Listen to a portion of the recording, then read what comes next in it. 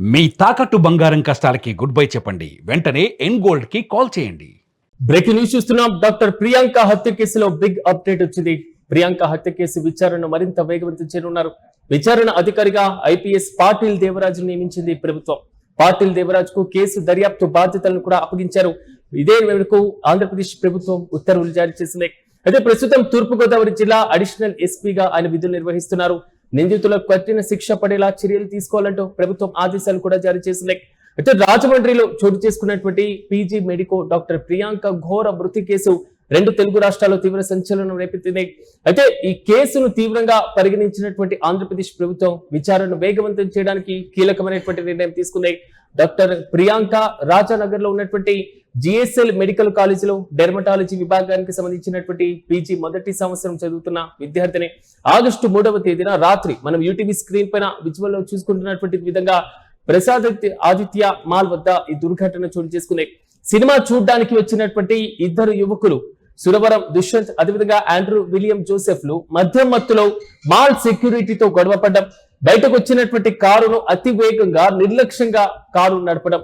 ప్రియాంక తన తోటి medico doctor Sai Umesh తో కలిసి ద్విచక్ర వాహనం పైన వెళ్తుండగా సదరు నిందితులు ఆమె యొక్క కారుతో పూర్తి స్థాయిలో ఆమెను బైక్ పైన 3 సార్లు కూడా ఉద్దేశపూర్వకంగా ఢీకొట్టినటువంటి విజువల్స్ సోషల్ మీడియాలో వైరల్ గా మారాయి.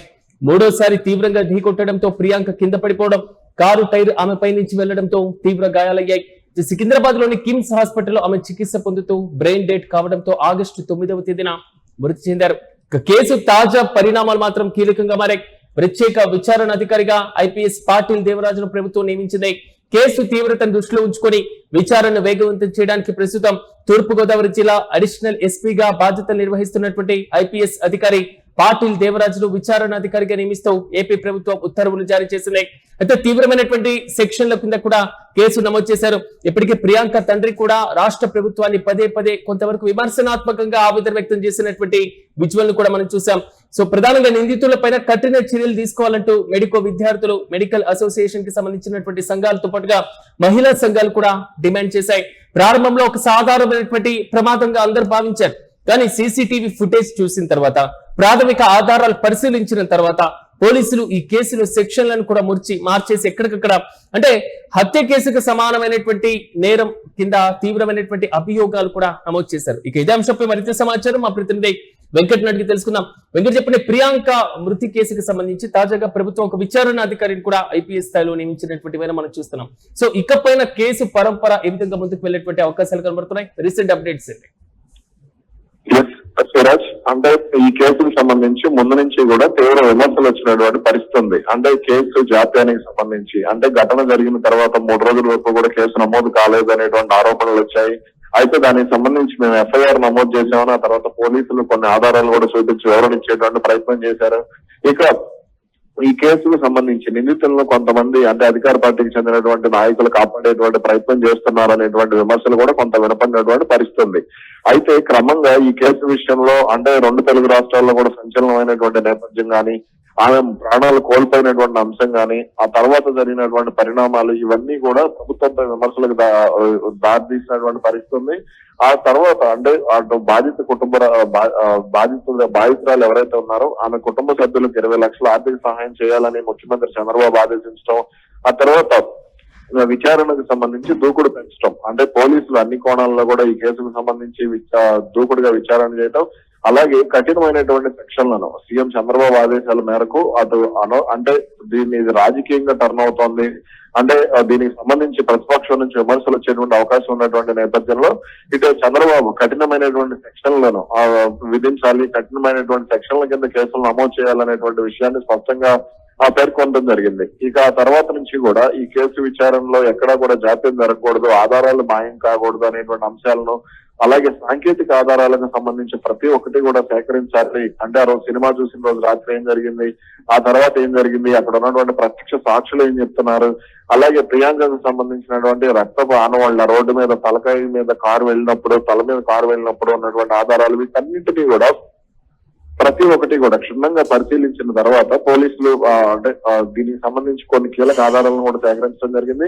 ఆ తర్వాతనే ఇక అంటే మరింత పటిష్టంగా ఉండాలి విచారణ అనేది, విమర్శలకు దారితీసే విధంగా ఉండకూడదు అనేటువంటి ఉద్దేశంతోనే ఐపీఎస్ అధికారి నేతృత్వంలో సిట్ ను ఏర్పాటు చేసి విచారణను వేగవంతం చేయడం జరుగుతోంది. అంటే ఎప్పటి వరకు దీనికి సంబంధించిన రిపోర్ట్ ప్రభుత్వానికి ఇచ్చేటువంటి అవకాశం కనబడుతుంది? అలాంటి డెడ్లైన్ ఏమైనా అంటే కాల పరిమితి విధించడం జరిగిందా? అయితే ఇప్పుడు ప్రభుత్వ వర్గాల్లో వినపడుతున్నటువంటి సమాచారం ప్రకారం వచ్చే నెల మొదటి వారంలో విచారణకు సంబంధించినటువంటి రిపోర్ట్ ను ప్రభుత్వానికి సమర్పించేటువంటి అవకాశం ఉంది. ఆ లోగానే ఛార్జ్ షీట్ కూడా దాఖలు చేసేటువంటి అవకాశం ఉండొచ్చు. మరికొంతమందిని కూడా విచారించేటువంటి అవకాశం ఉందనేటువంటి మాట వినపడుతుంది. అలాగే అటు కుటుంబ సభ్యులకు ఉన్నటువంటి అనుమానాల విషయంలో ఆమె తండ్రి వెంకటేష్ ఏదైతే అనుమానాలను వ్యక్తం చేస్తూ వస్తున్నారో వాటికి సంబంధించి కూడా పోలీసులు దృష్టి సారించడం జరిగింది. అలాగే అంటే సాధారణంగా ఇప్పుడు రాజకీయ నాయకులు విమర్శలు చేయడం సహజం, కానీ ఇక్కడ విచారణ విషయంలో కొంత తల్లిదండ్రులు ఆ అభ్యంతరాలు వ్యక్తం చేసినటువంటి నేపథ్యంలో కేసును కొంత ప్రభుత్వం కూడా సీరియస్ గా తీసుకోవాల్సినటువంటి పరిస్థితి ఏర్పడింది. Yes right Venkat, thank you. మొత్తం ఆగస్టు 3వ తేదీన రాత్రి రాజమండ్రిలో ఉన్నటువంటి ప్రసాద్ ఆదిత్య మాల్ వద్ద ఈ దుర్ఘటన జరిగిన తర్వాత రాజకీయపరమైనటువంటి విమర్శలు కూడా కొంతవరకు కారణంగా వేదికగా నిలిచినటువంటి వివరాలు మనం చూస్తున్నాం. నిర్లక్ష్యంగా ఈ కారు నడిపారు, కేవలం ప్రమాదంతోనే ఏదైతే ఈ దుర్ఘటన జరిగింది అనేటువంటి కోణంలో ముందుగా అందరు భావించడం జరిగింది. కానీ సినిమా చూడడానికి వచ్చినటువంటి ఇద్దరు యువకులు సురవరం దుష్యంతో పాటుగా ఆండ్రూ విలియం జోసెఫ్ ఇద్దరు కూడా మద్యం మత్తులో తప్పతాగి మాల్ సెక్యూరిటీతో గొడవపడ్డం, బయటకు వస్తున్నటువంటి నేపథ్యంలో కారును అతివేగంగా నిర్లక్ష్యంగా తోలడం, అంటే వారు కావాలనే దీన్ని ఉద్దేశపూర్వకంగానే చేశారు అనేటువంటి అంశం క్లియర్ కట్ గా మనకి విజువల్స్ చూసుకున్నాక అర్థమవుతుంది. తొలిసారిగా కారు ఆ స్కూటీకి తాకితే పొరపాటుగా భావించాలి, కానీ మళ్ళీ 3 సార్లు అదే పునరావృతం అయితే ప్రియాంక తన తోటి మెడికో డాక్టర్ సాయి ఉమేష్ తో కలిసి ద్విచక్ర వాహనం పైన వెళ్తుంది. ఇద్దరు నిందితులు తమ కారును ఆ బైక్ పైన 3 సార్లు గుద్దడం, మూడోసారి తీవ్రంగా కొట్టడంతో ప్రియాంక కింద పడిపోవడం, కారు టైర్ ఆమె పై నుంచి వెళ్లడం, తీవ్రంగా గాయపడడం, వెంటనే సికింద్రాబాద్ కిమ్స్ హాస్పిటల్ కి చేర్చడం, బ్రెయిన్ డెడ్ కావడం, ఆగస్టు 9న కూడా ఆమె ప్రాణాలు కోల్పోవడం. ఈ ఘటన మాత్రం ఒక్కసారిగా ప్రభుత్వాన్ని కూడా ఉలిక్కి పడేలా చేసినాయి. ఇప్పటికే హైదరాబాద్ వచ్చేటువంటి ప్రభుత్వ నేతలు, CM, deputy CM, home minister అసలు వీళ్ళు ఏం చేస్తున్నారు అనేటువంటి రీతిలో ప్రియాంక తండ్రి వెంకటేష్ ఆవేదన వ్యక్తం చేసినటువంటి విజువల్ కూడా మనం చూసాం. రాష్ట్ర ప్రభుత్వం దీనిపైన ప్రత్యేకంగా పరిగణలోకి తీసుకున్నట్లుగా తెలుస్తున్నాయి. కేసు విచారణ తీవ్రతను దృష్టిలో పెట్టుకుని విచారణ వేగవంతం చేయడానికి ప్రస్తుతం తూర్పు గోదావరి జిల్లా అడిషనల్ ఎస్పీగా బాధ్యతలు నిర్వహిస్తున్న పాటిల్ దేవరాజ్ కు విచారణ అధికారిగా ఇన్వెస్టిగేషన్ ఆఫీసర్ గా నియమిస్తూ కూడా ప్రభుత్వం ఉత్తర్వులు జారీ చేసింది. తాజాగా ఈ కేసులో తీవ్రమైనటువంటి హత్యాయత్నం కింద సెక్షన్ల కింద కూడా కేసు నమోదు చేశారు. ఇకపైన పూర్తి స్థాయిలో ఈ కేసు వ్యవహారాన్ని విచారణ అధికారి నేతృత్వంలోనే తీసుకెళ్లేటువంటి అవకాశాలు కనబడుతున్నాయి. ఈ ఘాతుకానికి ఒడిగట్టినటువంటి దుష్యంత్ ఆండ్రూ వీరిద్దరిని కూడా పోలీసులు అరెస్ట్ చేసి రిమాండ్ కి తరలించారు.